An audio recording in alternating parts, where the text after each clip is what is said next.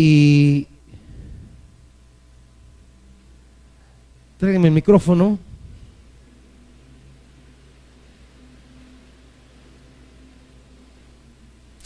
Dígame, Rey, póngase de pie.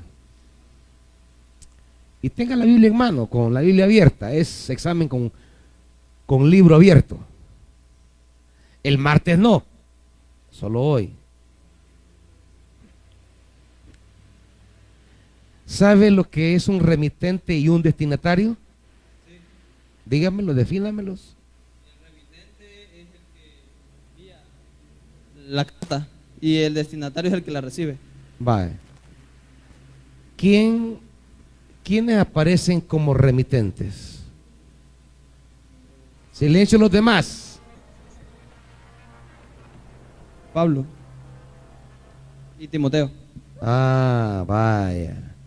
Pablo Y Timoteo. y Timoteo. Dígame, eso es conocer la carta. Hay dos personas que se presentan como los que se dirigen a la iglesia. No es solo Pablo, son dos, Pablo y Timoteo. En otras palabras, la carta va a nombre de los dos. ¿Me entienden? Es una carta que va dirigida en nombre de dos personas, Pablo y Timoteo. Hermano Strang, aquí, hijo, póngase de pie para que lo vean bien. Destinatario, silencio.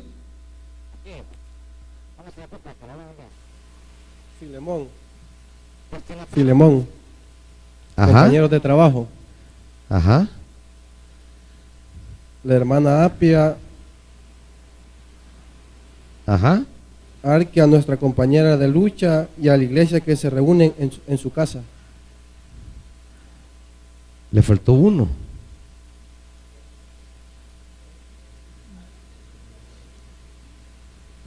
Vuelva a leer despacio. Arquipo. Arquipo. Arquipo.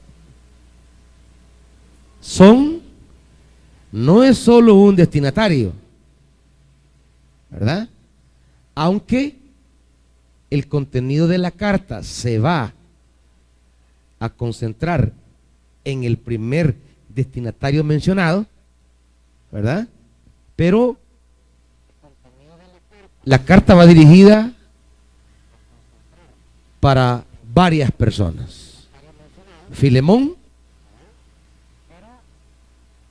la hermana Apia, era esposa de Apio, del Apio. No, son bromas, güey.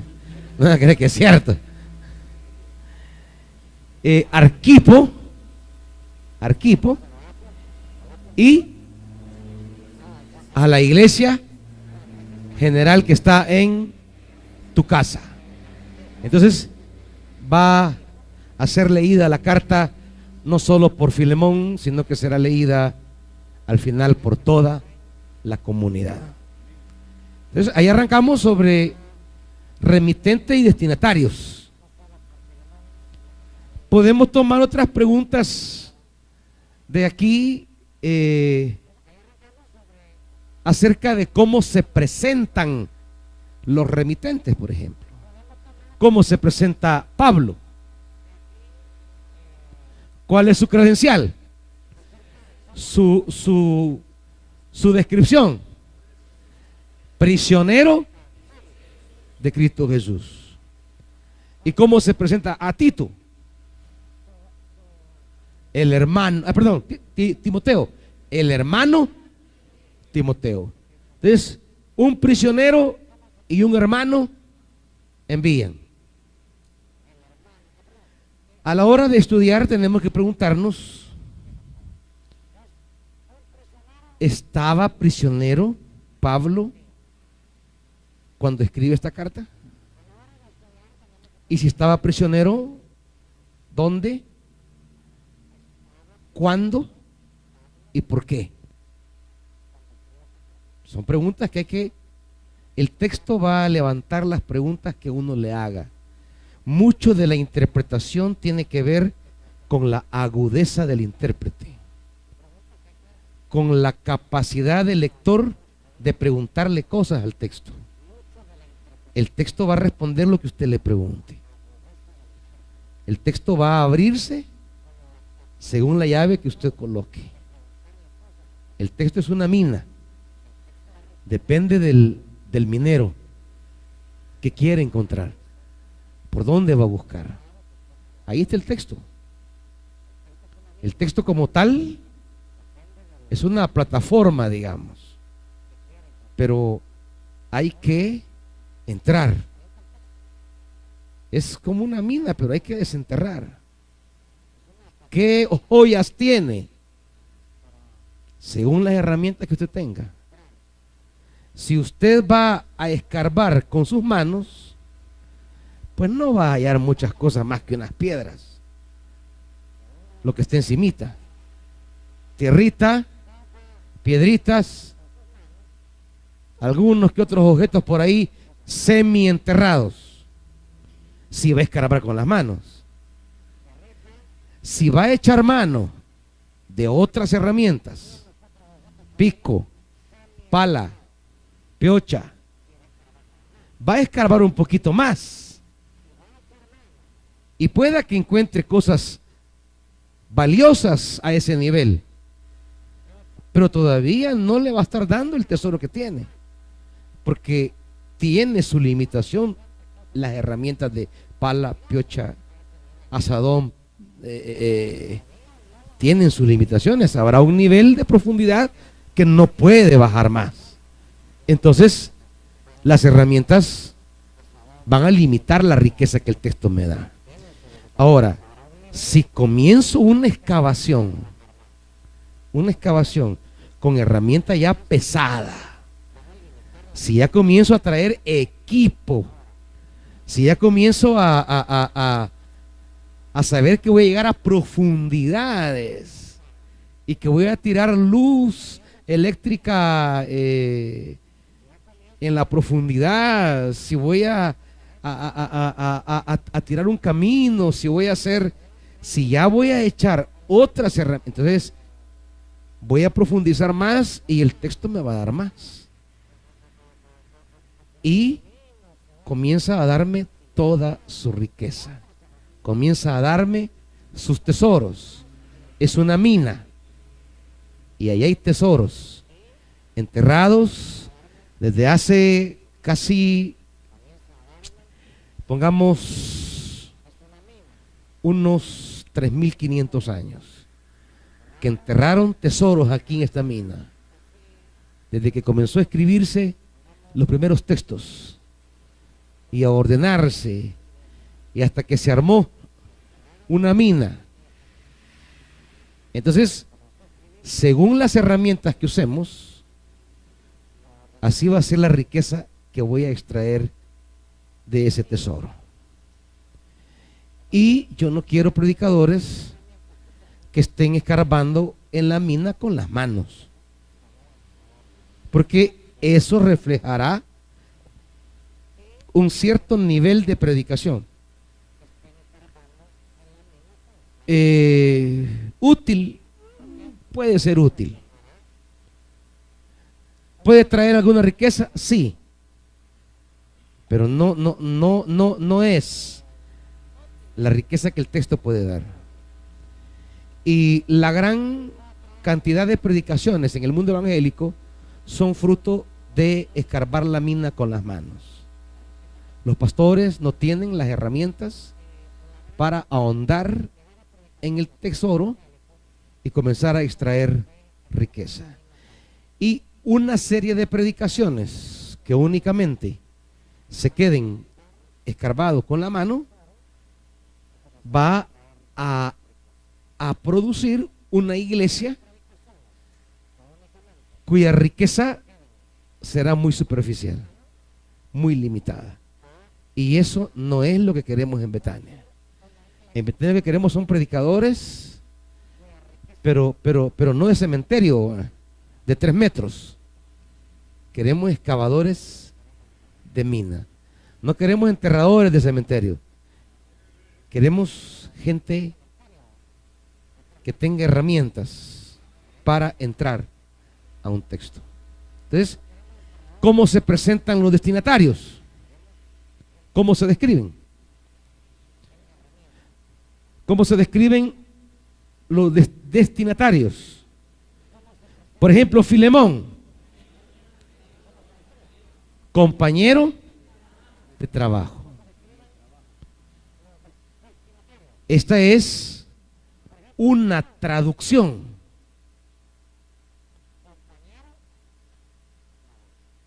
Hay que ahondar y no hay que saber del todo ni ser especialista en griego para poder conocer la palabra original y cuál es el significado original de esa palabra, compañero de trabajo. Y lo iremos viendo poco a poco. La hermana Apia, ¿cómo se describe? Como hermana. Arquipo, compañero de lucha. Y la iglesia, ese detalle es bien importante, porque ustedes, nosotros le llamamos conexión, columna o chiquicolumna, pero realmente es una iglesia. ¿Dónde se reúne? ¿Dónde predican ustedes? En las casas. ¿A quién le predican entonces? A una iglesia. Entonces, no es que tengan un grupo y lo vean así como, sí, le predico a un grupito. Y crean que porque le predican a un grupito, pues basta rascar con las manos la mina. No, le predican a una iglesia. Te requiere mucha seriedad. Significa esto que ser iglesia no pasa por tener personería jurídica. Eso es secundario. Iglesia no pasa por tener templo. Eso es secundario. Entonces, ¿cuándo se le puede llamar iglesia a esa gente que se reúne en una casa? Son cosas que hay que preguntarle al texto, que hay que investigar, que hay que trabajar. Entonces, y de ahí pues viene toda la temática. Para el martes, lo que voy a hacer es lo que he hecho aquí. Hacerles preguntas del texto, nada más. No les voy a decir qué significa eso, qué significa lo otro, no, porque eso ya es interpretar. Y no vamos a interpretar, vamos a conocer la carta. Y de preferencia, tráiganla ya leída en unas mínima 2 versiones. O sea, la Reina Valera y la NBI, que son las más comunes. Si usted puede leerla en la Biblia Jerusalén, la Dios habla hoy, la Biblia latinoamericana, la Nueva Biblia española, la Biblia de las Américas, cualquier Reina Valera de cualquier año, sí, ya la dije, la Dios habla hoy, la versión popular. ¿Quién más tiene otra? ¿Cómo? El lenguaje actual también. ¿Traducción qué? Viviente, sí. Sí. Bien, por lo menos Reina Valera, NBI, y si tiene la Jerusalén, sería excelente. Para trabajar textos hay que tener traducciones a veces secas. Secas son la Reina Valera, la Biblia de Jerusalén. Yo les digo secas.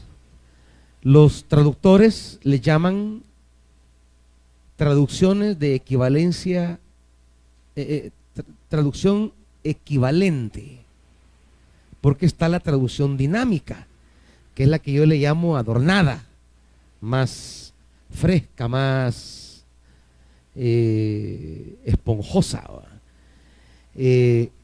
La traducción equivalente, que es la de la Jerusalén y la Reina Valera, no traducen ideas, traducen palabras, tal como está. Y a veces no hace sentido. En la traducción al español no hace sentido, porque están traduciendo la palabra, así como está en el original.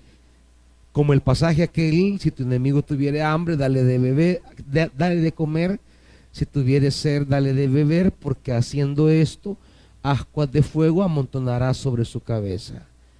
Traduce literalmente. Esa es una traducción seca o equivalente, literal, pero no se entiende. Cuando leo la Biblia y digo ascuas de fuego amontonará sobre su cabeza, no sé qué quiere decir.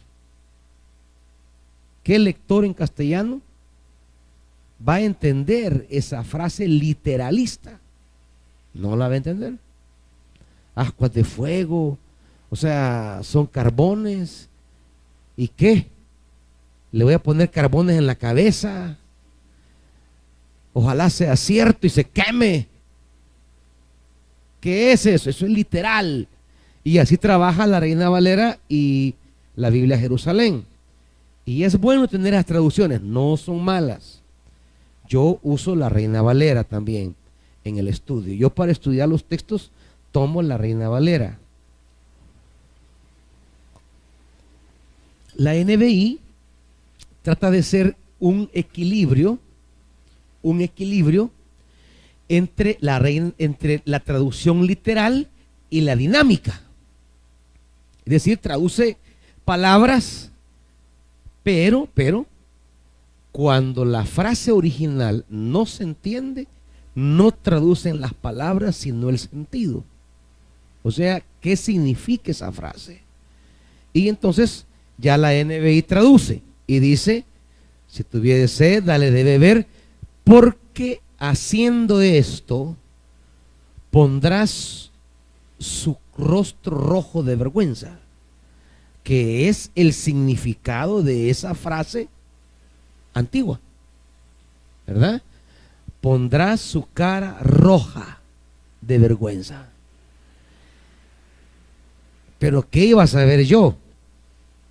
Que eso significaba ascuas de fuego sobre la cabeza. O sea, lo vas a achicar, pues va. Lo vas a avergonzar. Entonces la NBI hace un equilibrio entre ambas formas de traducir. Y hay otra, como la Dios habla hoy o lenguaje actual, que esa es pura traducción dinámica, o sea, fresca, esponjosa, pero que se va allá. Esa traduce libre, o sea, traduce no las palabras, sino que los sentidos de todo, ¿verdad? Pero yo creo que alguien que tenga la Reina Valera, la NBI y la Biblia de Jerusalén tiene tres buenas versiones. La Biblia de Jerusalén es una Biblia católica, hecha por eruditos de la Biblia, donde hicieron un trabajo bíblico y no confesional. Es decir, no hicieron un trabajo de su doctrina, no han traducido para imponer dogmas católicos, no es confesional, son gente seria, experta en los campos de la exégesis bíblica, y es una excelente traducción. Trae los llamados deuterocanónicos en el Antiguo Testamento. Pero ¿qué importa? No van a afectar la fe de nadie. Es más, les he dicho muchas veces que son libros útiles y necesarios que hay que leer. Si los evangélicos leen y oyen tanta barrabasada de tanto predicador, ¿por qué no leer libros que fueron considerados palabra de Dios por un gran sector del judaísmo de la diáspora, que fueron considerados palabra de Dios por el cristianismo desde sus orígenes hasta la Reforma, y que siguen siendo considerados palabra de Dios por un gran sector del cristianismo? De la Reforma para acá es que los protestantes no reconocieron los deuterocanónicos, pero son libros que fueron considerados palabra de Dios durante siglos. Vale la pena leerlo. No son del diablo, son del diablo más un montón de locuras de predicadores que la gente los toma como que fueran palabra de Dios, y nunca han leído los deuterocanónicos, que son tan valiosos, importantes. No establecemos doctrina nosotros con ellos, es cierto, pero son libros valiosísimos. Así que si tienen una Biblia de Jerusalén, vale la pena para el estudio de la Biblia. Así que lo trae leído, porque el otro martes lo que vamos a hacer solo es conocer la carta, nada más. Aquí no hay que andar inventando, que mire que a mí me parece, no, a mí no me importa que a usted les parece, ¿qué dice allí? Mire que fui que yo creo que, no me importa lo que usted cree, ¿qué dice ahí? Por ahí hay que empezar, no metiéndole cosas al texto que no tiene allí literalmente. Entonces vamos a conocer la carta primero, que ese es el primer gravísimo error que comete el lector. No lee bien.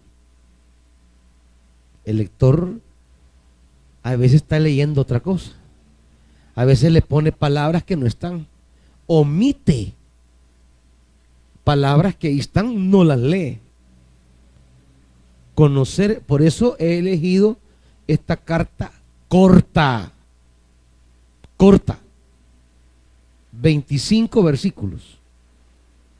No es para que ninguno de ustedes diga, ay, yo no voy a ir el martes, nos van a preguntar, a no ser que sea un desgraciado, una desgraciada, la verdad, porque 25 versículos casi que los debe traer de memoria. Eso no es nada.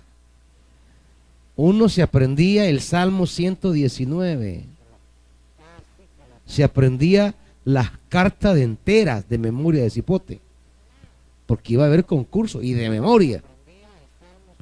Imagínense el Salmo 119, aprenderse 176 versículos. Ahora 25. Deje el celular del diablo un rato y métase ahí. Deje de chatear un rato. Es más, use el saldo que tiene para buscar información de Filemón.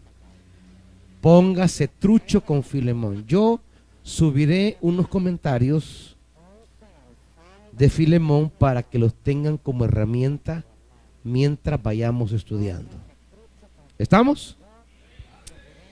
Así vamos a ir formando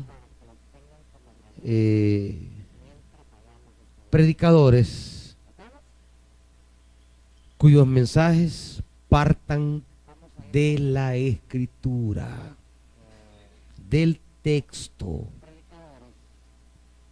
de una frase, de una idea, de una observación, de algo que me percaté. de algo que observé.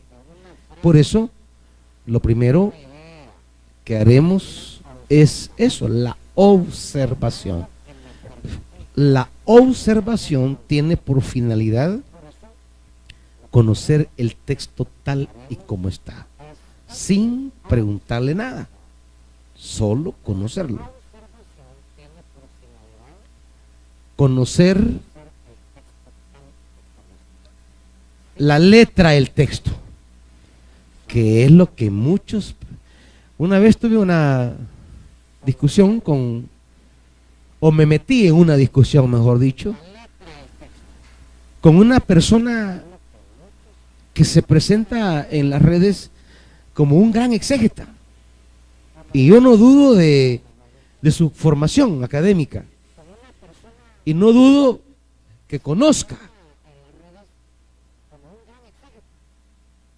Y estaba discutiendo con un amigo mío porque le puso a su artículo, le puso un título muy,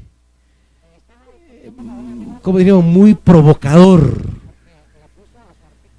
Y le llamaba en el Día Mundial de la Mujer, una reflexión para corregir a Pablo. Así se llamaba. Una reflexión que busca corregir a Pablo. Claro, cualquiera ve eso y se siente provocado. Corregir a Pablo. Y entonces mi amigo, que es muy bueno también, comenzó en la red una discusión con él allí abierta en Facebook. Sobre cómo es eso de corregir a Pablo. Y entonces yo me metí en la discusión. Pero no me interesó, no me inquietó, ni me provocó el tema corrigiendo a Pablo, porque dije, veamos qué dice el hombre. Y él hacía una cita de Pablo que iba a corregir, 1 Corintios 11, con el tema de la mujer. Y él decía que Pablo afirmaba tal cosa. Y yo no me acordaba que Pablo hubiera dicho eso, así que me fui al texto. Dije, ¿será que yo he pasado por alto esa frase, Paulina? Y me fui a 1 Corintios y comencé a leer el texto despacito, porque hay que leerlo despacito. Porque cuando uno ya aprendió a leer rápido y a captar la idea, tiende a obviar los detalles. Entonces uno requiere volver a leerlo despacito, sin la rapidez con la que ya lee. Y yo no encontré en todo el texto la frase sobre la que él sustentaba su artículo. Y entonces comencé a responderle a partir del texto. Y cuando el hombre se dio cuenta que había cometido un gravísimo error de atribuirle a Pablo una frase que él jamás había dicho, y sobre esa frase que le atribuía había montado un artículo para corregirlo, entonces es desastroso, viniendo de una persona altamente preparada. ¿Por qué? ¿Por qué? Porque nunca leyó el texto. Leyó lo que él se imaginó. Leyó lo que él creyó. No leyó a Pablo. Estaba leyéndose él solito. Yo le decía, ¿cómo va a corregir algo si quien necesita corrección es usted? Y le comenzó a sustentar la traducción tal como tiene que estar, lo que Pablo dice y lo que Pablo no dice. Y claro, si Pablo no dice eso, pues todo el artículo está no sirve de nada. Así que a borrar todos los comentarios y a anular su artículo porque por gusto. Perdió su tiempo y andaba queriéndosela llevar de corregir a Pablo sobre una frase que Pablo nunca dijo. Pero, ¿dónde nace eso? En observar el texto. El más hábil o estudiado intérprete puede cometer el gravísimo error de no conocer el texto que está comentando. Una tragedia. Eso le pasó a ese hombre con una, yo digo, con una excelencia académica. No es que el hombre no conozca. No, lo que no conocía era el texto que estaba estudiando.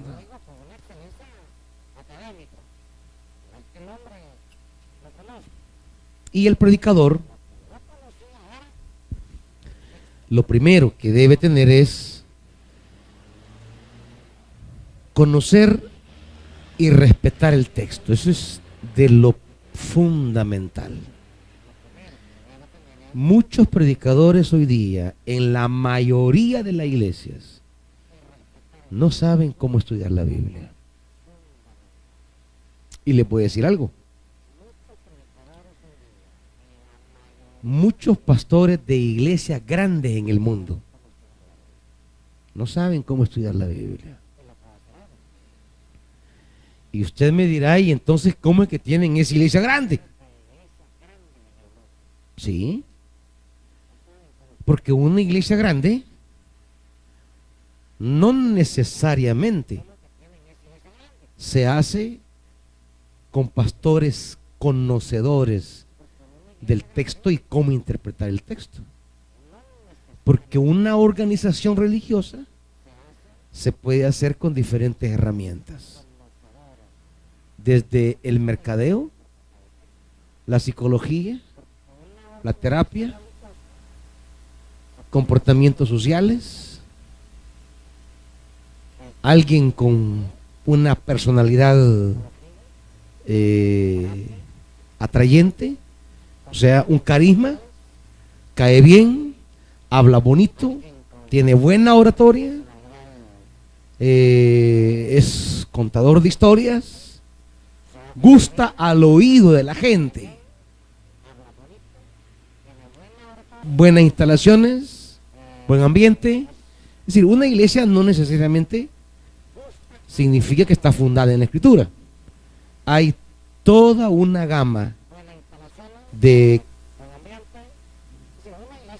elementos que contribuyen a que alguien pueda formar una organización religiosa grande. Sin embargo, no conoce las Escrituras, ni sabe cómo interpretarla. Agarra un pasaje y le da toda una gama de sentidos sin la robustez de la interpretación mínima, sino que toma una frase del texto y la hace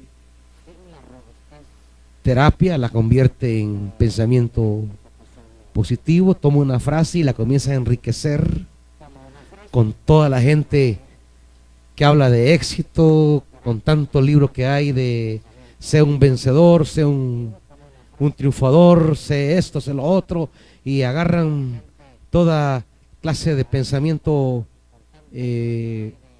sobre todo norteamericano, y desarrollan una buena charla. Es eso, no es una predicación, es una charla, es una conferencia, agradable al oído, pero no estremece los fundamentos del espíritu humano, que es lo que la palabra persigue. Eso solo el evangelio lo hace. Solo la escritura, solo la palabra de Dios puede penetrar. Un buen discurso, una buena charla se queda al oído agradable. Ya lo dice la Biblia, teniendo comezón de oír, se amontonarán. Teniendo comezón de oír, se amontonarán. O sea, el amontonamiento de gente no necesariamente significa que están siendo alimentadas por la Escritura, sino que pueden haber otras motivaciones. En todo esto, nosotros, si queremos tener predicadores y que ustedes sean intérpretes de la Escritura, pero con robustez y con buenas herramientas que les permitan profundizarse. No es lo mismo hundirse en 3 metros de piscina y que usted disfrute el placer de andar abajo del agua 3 metros, a que usted pueda ponerse un equipo de buceo y pueda bajar 20 metros. Pero claro, ya requiere otras cosas. Requiere otras técnicas, otros equipos. Y eso es lo que queremos, que buceen en la Escritura. Es un mar ahí. Esto es un mar. Es de meterse. Y ahí hay de todo. Es una riqueza interminable. Así que estaremos a partir del próximo martes y en lo que va del año, vamos a trabajar con diferentes equipos, herramientas, instrumentos, la carta a Filemón, la denominada carta a Filemón. ¿Estamos? ¿Alguna pregunta?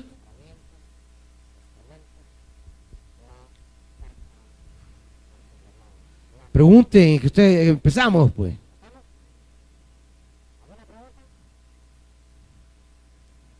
¿Todo quedó claro? Vaya. Nadie se esté corriendo porque van a haber preguntas. Si ahí dicen algunos, ay, es que yo no voy a servir porque el pastor hace preguntas. Esa es la razón por la que no van a servir, imagínense.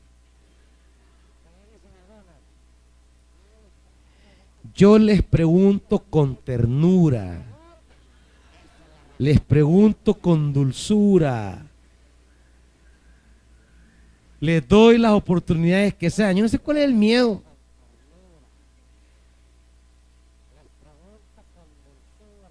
Así que el martes iniciaremos una fase de cómo estudiar un texto bíblico para dar una palabra más sustentable, más provechoso, un alimento más nutritivo. Pero más que eso, ser portador verdaderamente de palabra de Dios, porque solo ella es la única capaz de tocar al ser humano y convertirlo hacia Dios. Es la única. Todo lo demás podrá ser una charla, una conferencia, una exposición, un discursito bonito, agradable, pero a los sentidos, no a la transformación. Si hay palabra, ahí está el Señor. Es palabra que sale de la boca de Dios. Si hay palabra, habrá conversión, habrá transformación, habrá toque, habrá ese mover, ese quebranto, ese suspirar por Dios. ¿Me entienden? Y eso son ustedes, predicadores de la iglesia que está en esa casa. ¿Estamos? Vamos a cerrar con una parábola este bloque. El rico, estúpido, acaparador. Bueno, vamos a leerlo bien para que nadie se sienta aludido. Va. El rico, estúpido, acaparador. Lucas 12.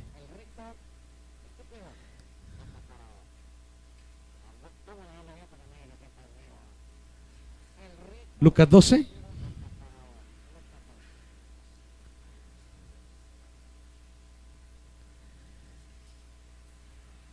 Leámoslo desde el 13.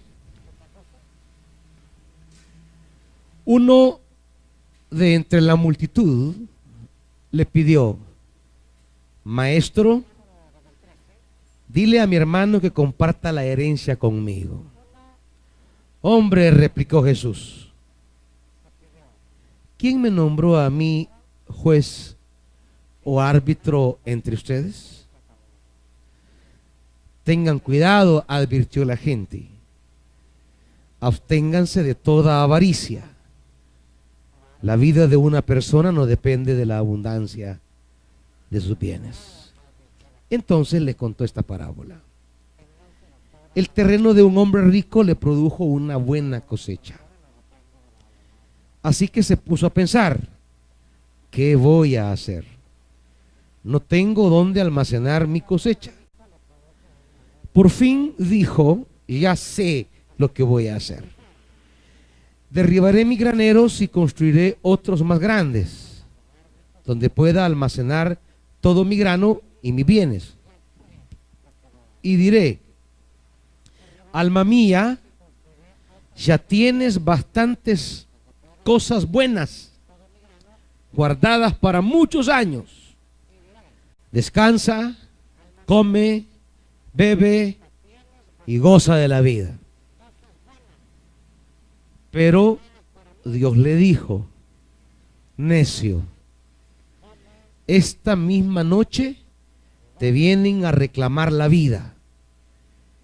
¿Y quién se quedará con lo que has acumulado?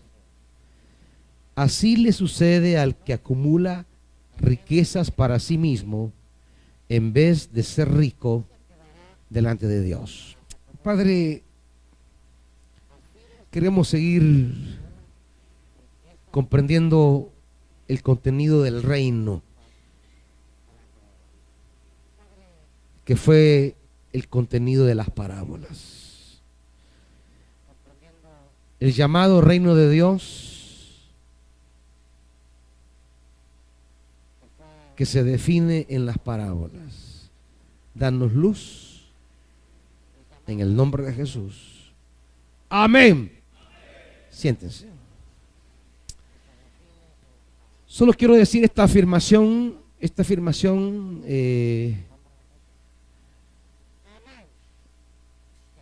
que es necesario entender. Muchos han querido definir qué es el reino de Dios, porque realmente no tenemos como una definición que quisiéramos que Jesús nos hubiera dado. Y los evangélicos se han ido a buscar la definición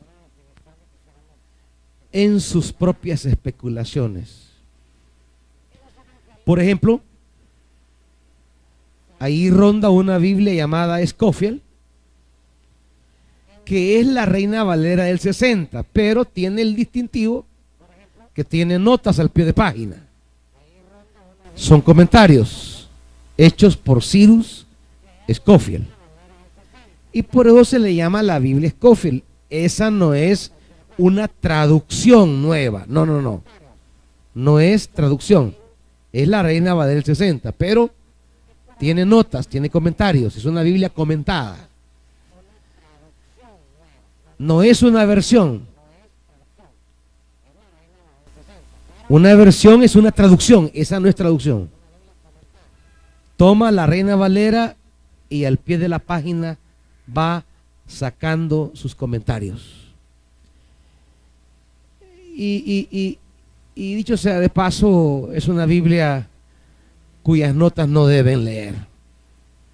Es más que comentarios que ayudan a entender, ayudan a confundir.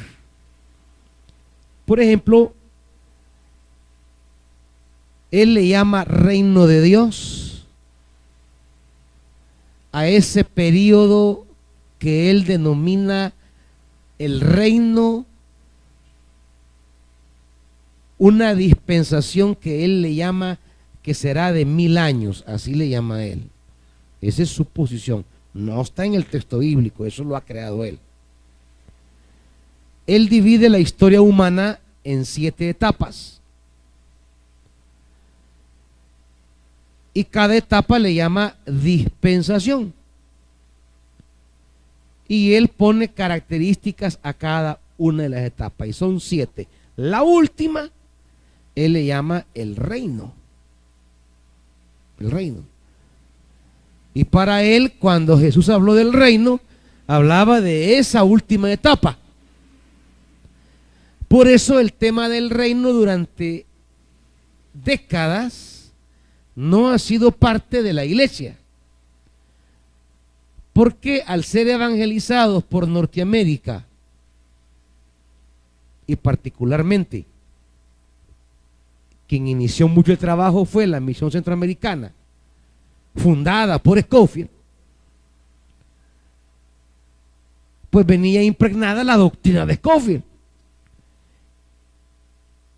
Y fuimos enseñados entonces que el reino no era un asunto para el presente, que todo lo que Jesús enseñó del reino realmente no era para hoy. Y por eso los evangelios están ausentes del mundo evangélico.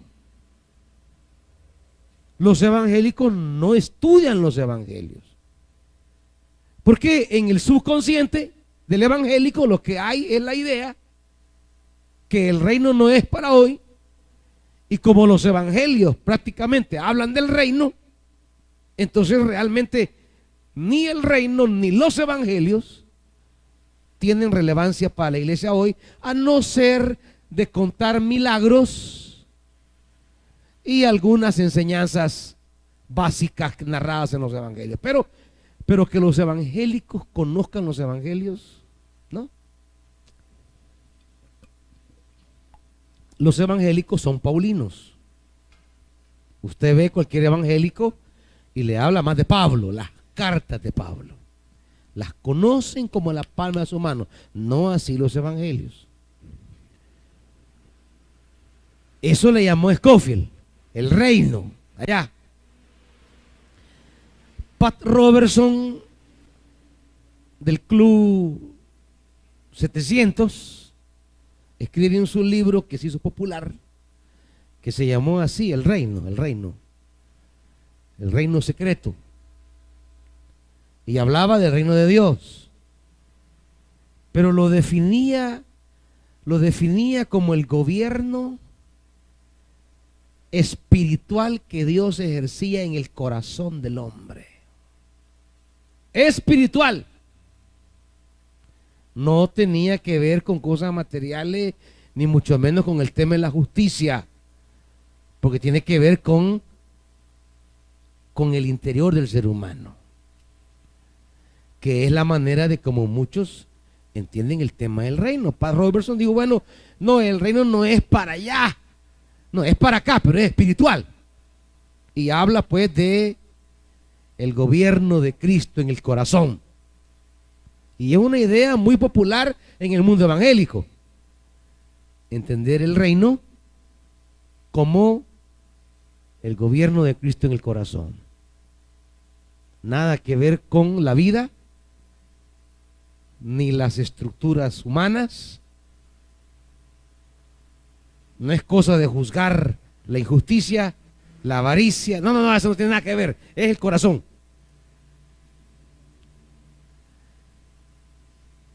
Agustín de Hipona, durante mucho tiempo con la Iglesia Católica, también definió el reino como el gobierno de la iglesia.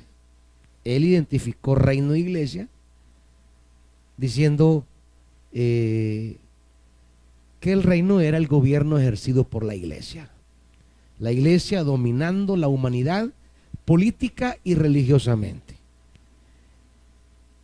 Ese es el reino. Por eso la Iglesia Católica tiene esa naturalidad de estar coordinada con los poderes políticos temporales. Es más, tienen un estado político llamado el Vaticano, que es un pequeñito país que entra en relaciones diplomáticas con todos los países del mundo.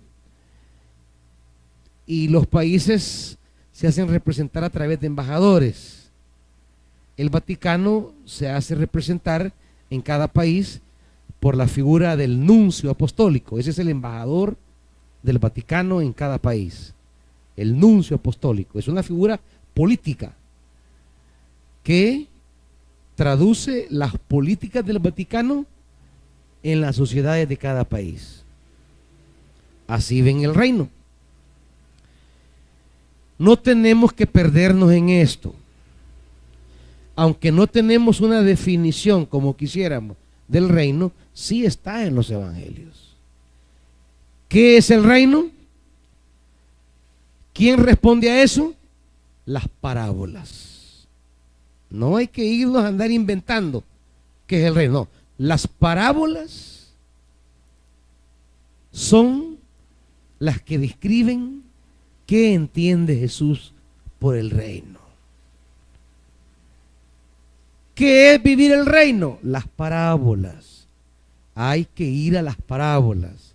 Las parábolas son historias que describen cómo Jesús ve, entiende, describe, dibuja el reino de Dios. Y lastimosamente las iglesias no conocen las parábolas. Las que conocen son las evangelísticas. El hijo pródigo va a la cabeza.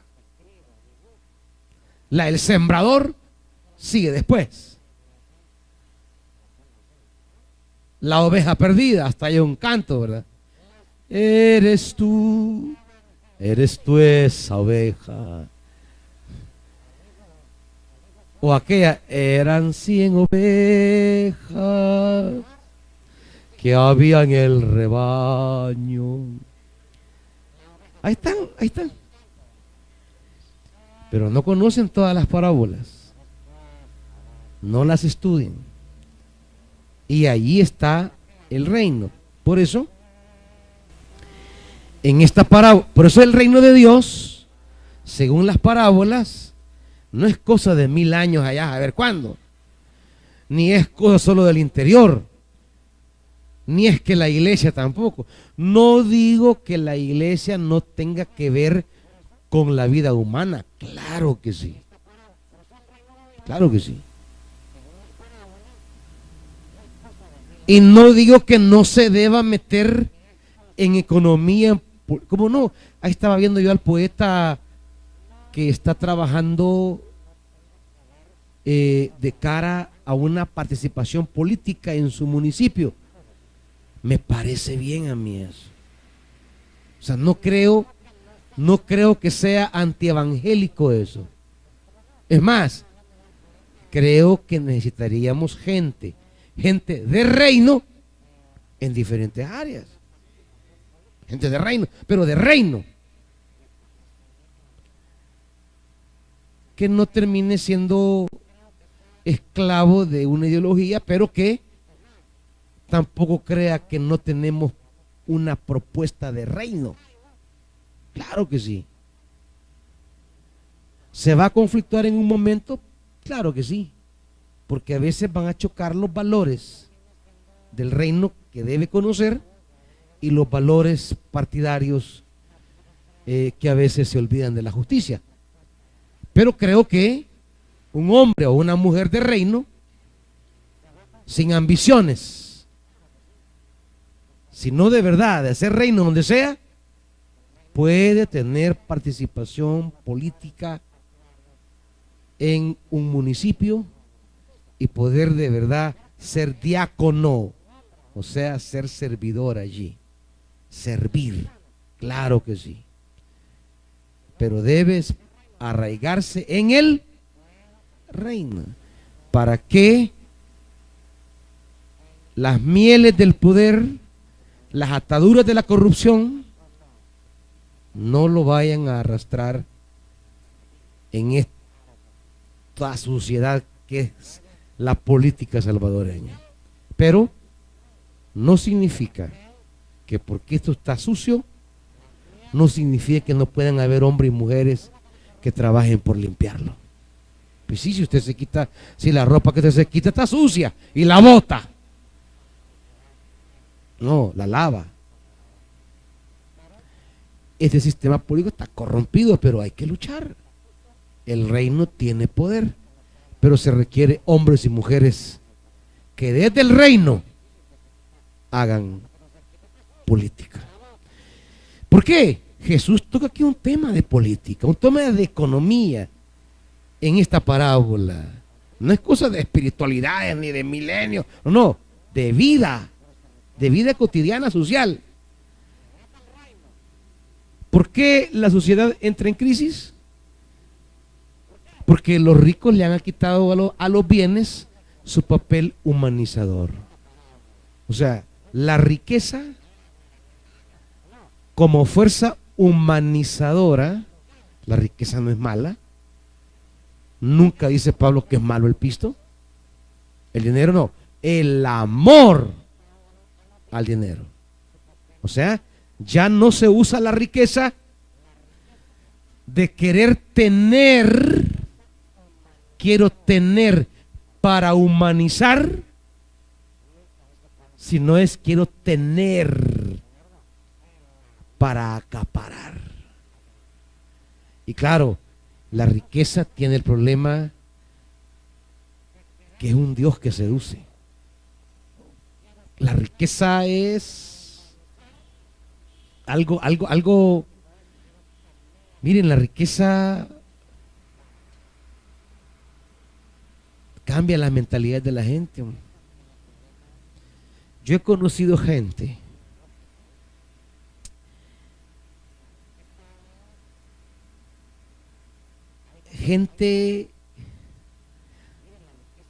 un amigo de muchos del Partido Comunista, pero hueso colorado,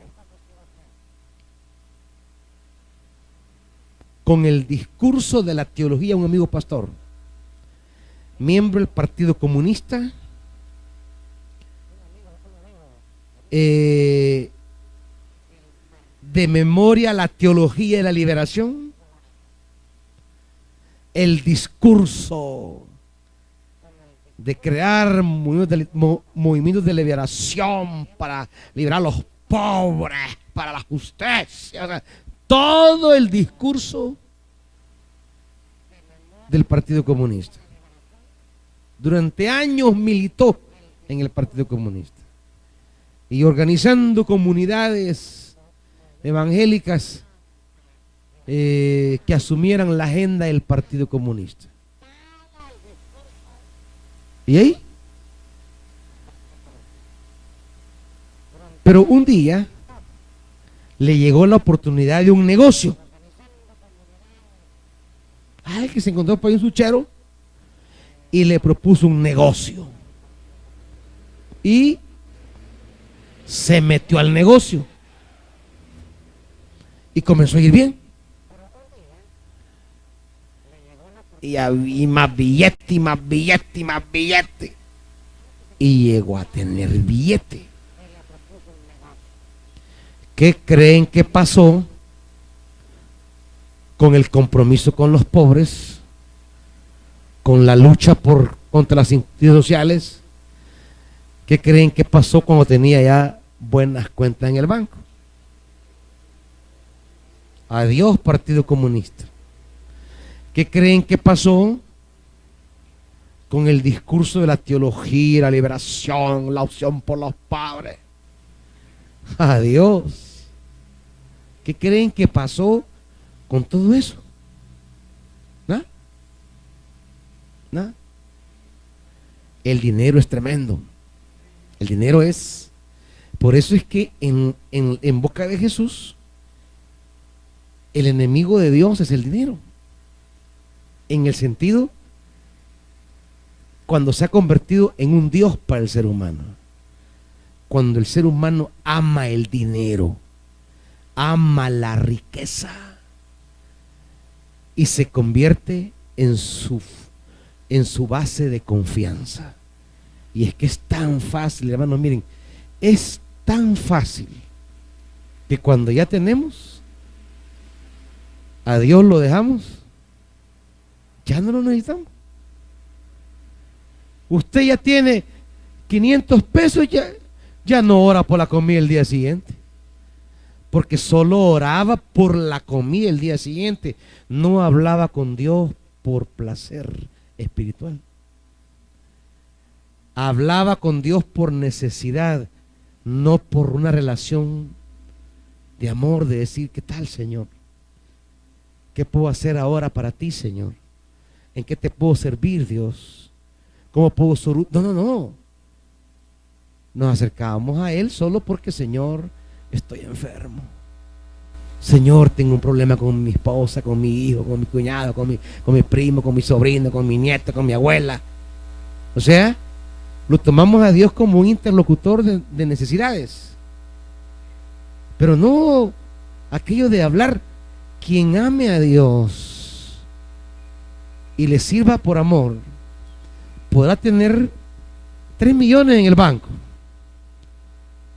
pero va a llegar la mañana siguiente a hablar con Dios como que no tenga nada y a decirle, Señor, yo te necesito.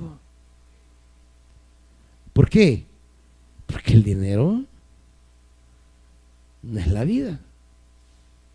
La vida del ser humano es eso.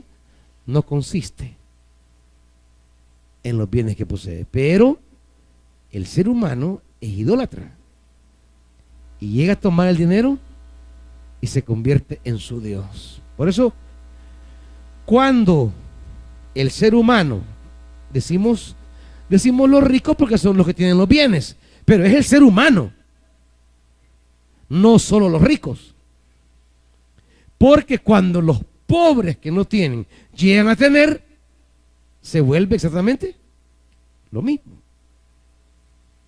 Cuando el que no tenía y era gran comunista porque no tenía, cuando tiene, ustedes creen que quiere compartir lo que tiene.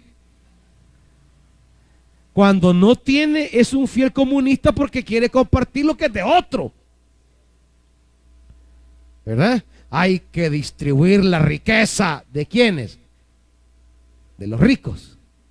Pero cuando ya soy comunista rico, eso de compartir la riqueza ya no es un discurso que me guste, porque dar de lo mío requiere transformaciones espirituales profundas que solo provoca el evangelio, no una ideología.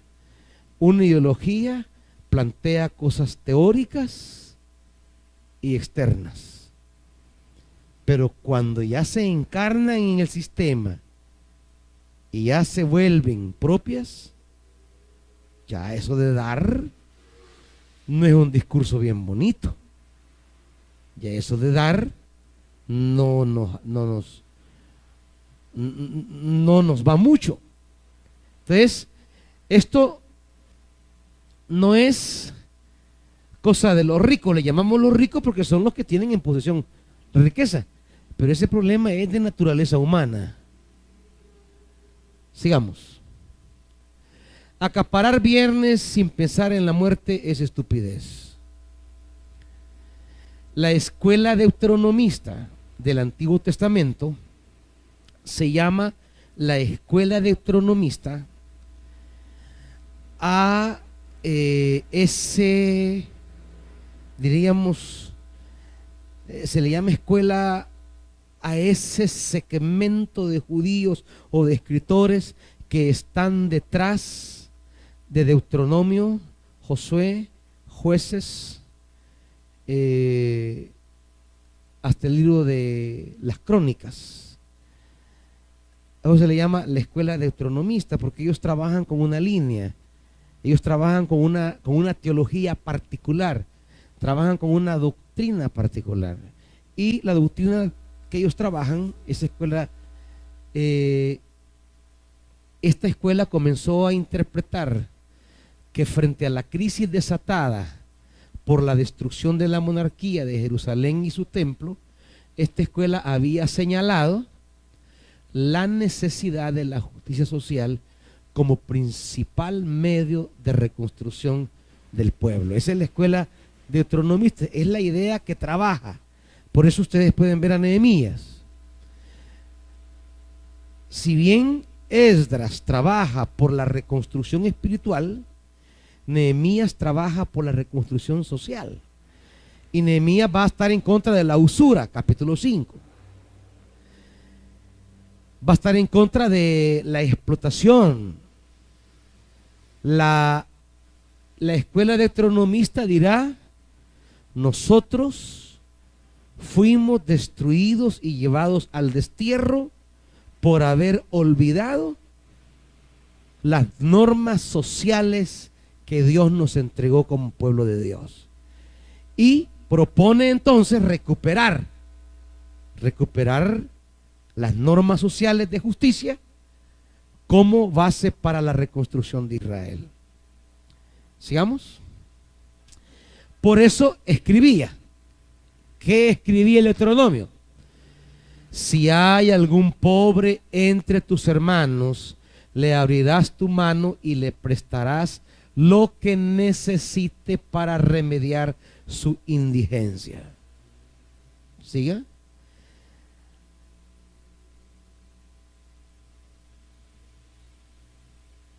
¿Cómo se ha saltado una? ¿Se ha saltado una anterior?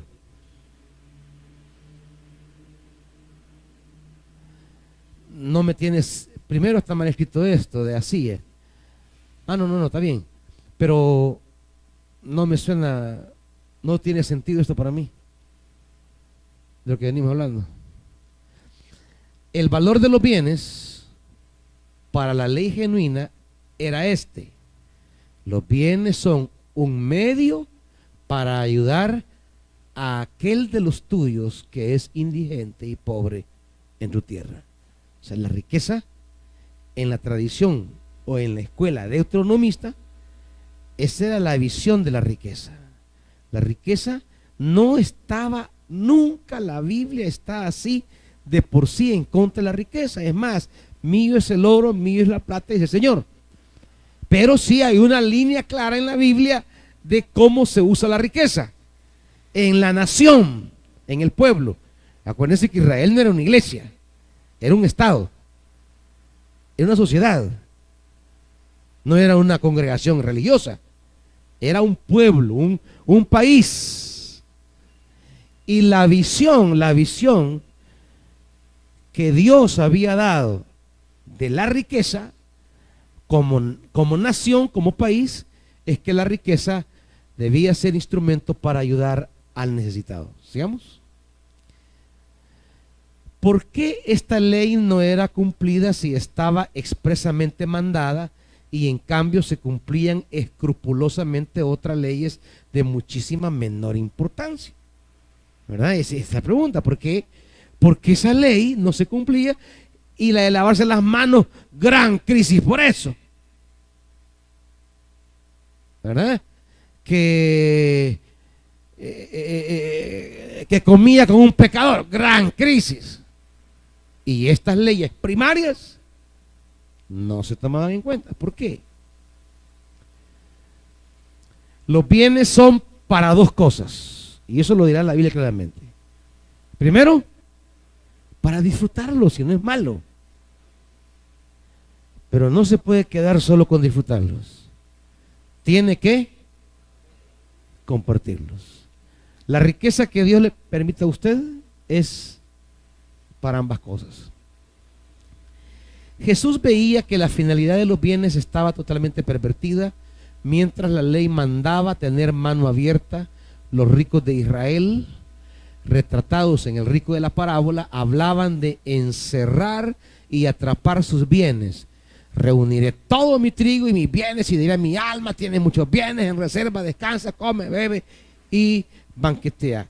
Yo recuerdo cuando Calderón Sol, el presidente de hace muchos años, comenzó a explicar el neoliberalismo.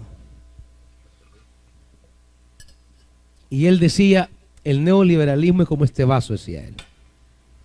Este es el vaso de los ricos. El vaso de los empresarios, de los impulsores de un país, que son necesarios, porque no todos tenemos la capacidad de hacer riqueza. Eso es un don también. Hay gente que por más que luche, por más que invierta, no gana nada porque no tiene el don. Y hay gente que 5 horas le dan y 30 bolas sacó. Se fue a inventar acá y mire, 30. O sea, hay gente que tiene ese don. Hay gente que trae esa capacidad. Emprende algo y ¡fum! Se va para arriba. Eso son dones. Y son necesarios en una sociedad que quiere salir adelante. Son necesarios. Pero ¿cuál es el problema? El que señala la parábola. Decía Calderón solo, mire, vamos a trabajar en el neoliberalismo, decía. Y claro, debemos entender que primero se van a llenar los emprendedores, los empresarios, los ricos. Excelente, pues.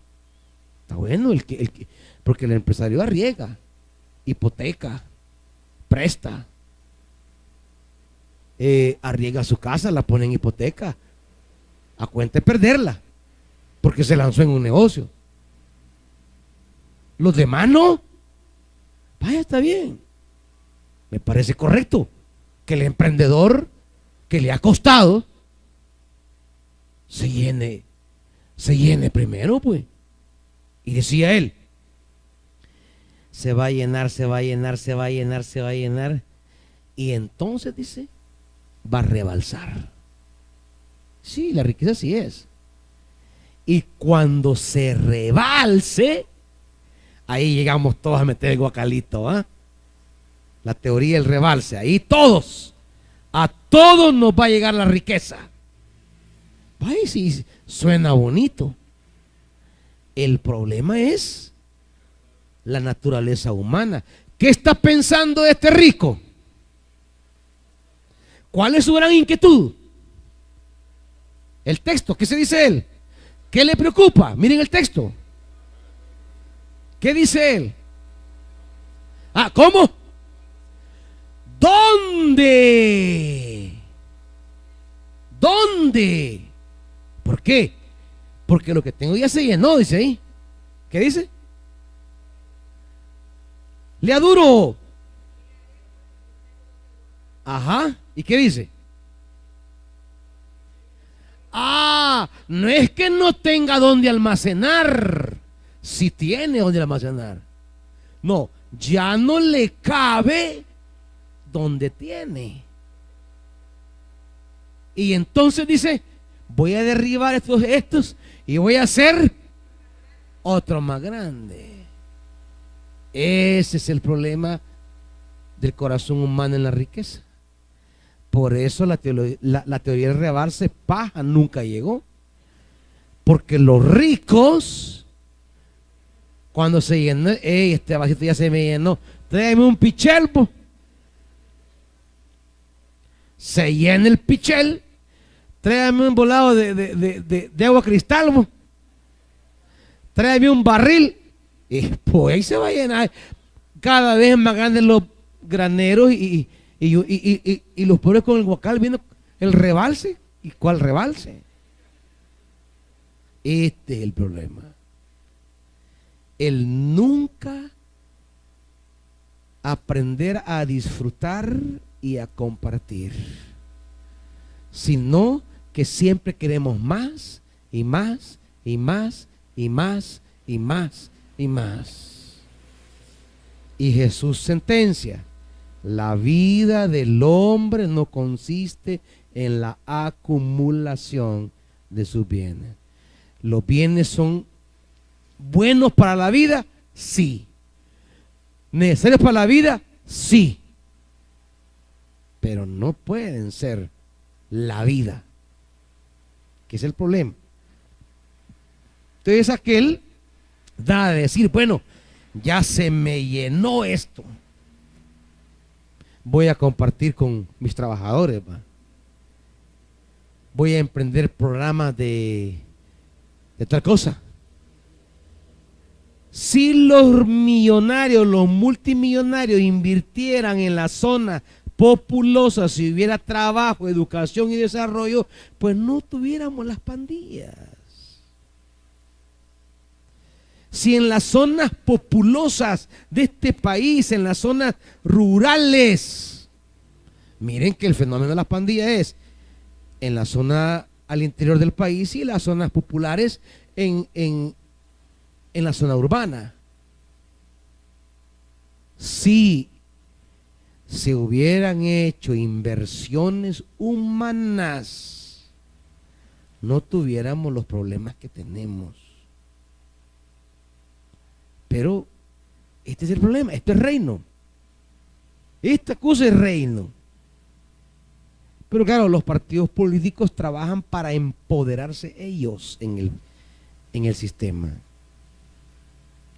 Y no para la vida humana. Este es el gran problema. Cerremos aquí con esto. Los bienes destinados a humanizar habían tomado un rumbo diferente, eran objeto de codicia, estaban bajo el poder de dominio y por lo mismo se habían convertido en medio de perdición. Reino de Dios, según esta parábola, reino de Dios es tener para disfrutar, tener para compartir. Pónganse de pie, hermanitos.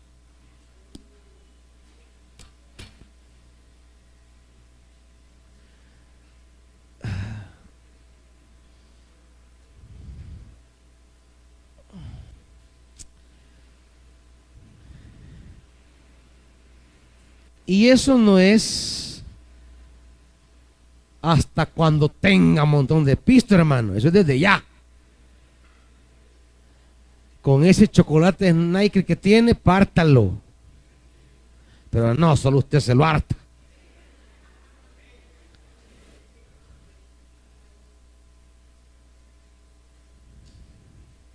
Oremos. Padre,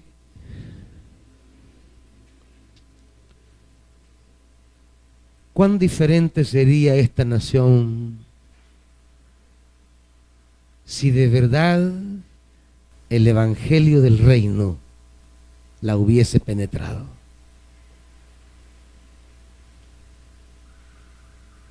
Queda un larguísimo camino.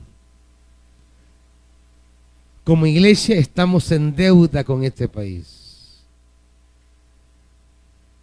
La nación todavía no conoce el evangelio.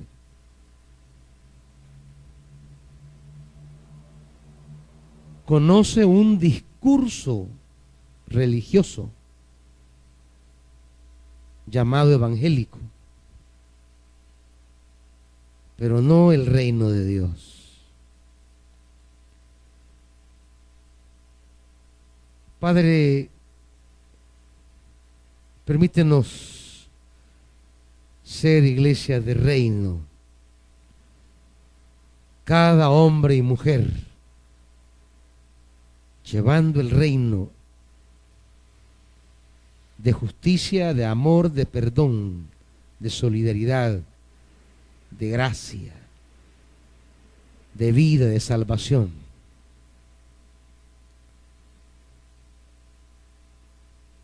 Danos predicadores de reino. Acepta lo que tu pueblo presenta, Señor. En el nombre de Jesús. Amén.